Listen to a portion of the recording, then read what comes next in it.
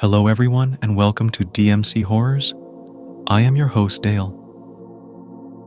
When you think of horror, a multitude of chilling ideas flood your mind, be it sinister movies, spine-tingling games, supernatural phenomena, or eerie myths and legends. But there's one realm that stands out, one that sends shivers down your spine just at the mention of it: asylums. Our first journey takes us into the dark history of a place known by many names: Ipswich Hospital for the Insane, Sandy Gallop Asylum, and the Challinor Centre. So, brace yourselves, and let's dive into the depths of this haunted past, shall we? Ipswich, Queensland. This humble yet rapidly expanding town swiftly grew in both population and production. Positioned perfectly between Brisbane City and Toowoomba, it became a hub for coal mining, with transportation facilitated by trains and riverboats. As the town thrived, numerous buildings emerged to support its burgeoning businesses and growing populace. Among these was the Ipswich Hospital for the Insane, a striking structure built in 1877. Originally intended to serve the elderly, it soon found itself overwhelmed by the rising number of patients and the overflow from neighboring asylums. However, due to the limited medical knowledge of the time, institutions like this were far from peaceful havens. Once admitted, the chances of ever leaving were frighteningly slim.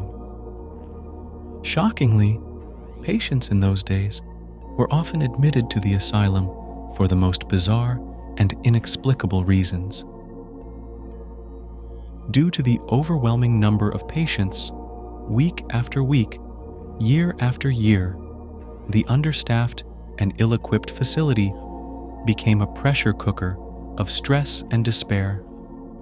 Countless patients were left neglected, descending into their own suffocation and madness. It's hard to fathom that in an era where medical science was still in its infancy, people deemed mentally insane were subjected to such harrowing conditions.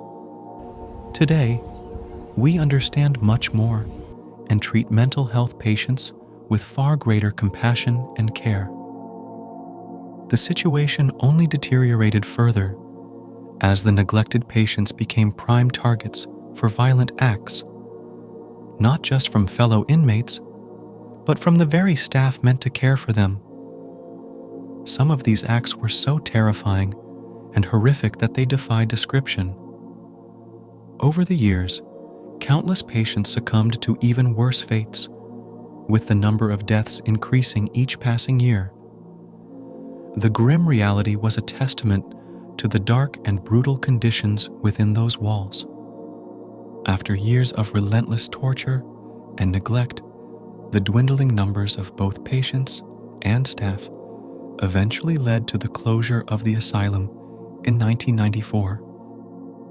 The introduction of laws promoting normalization and deinstitutionalization exposed the dire need for a complete overhaul of mental health practices. All equipment, furniture, documents, and records were either destroyed or sealed away in restricted archives hidden from the public eye. It wasn't until 1998 that a transformation began, with the University of Queensland renovating and restoring the buildings. Today, it stands as a place of education and learning.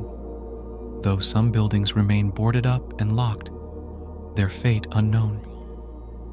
Perhaps one day, the history of this place will fade away, leaving only the skeleton of the old structure behind, with the names of those who suffered there forever lost in time.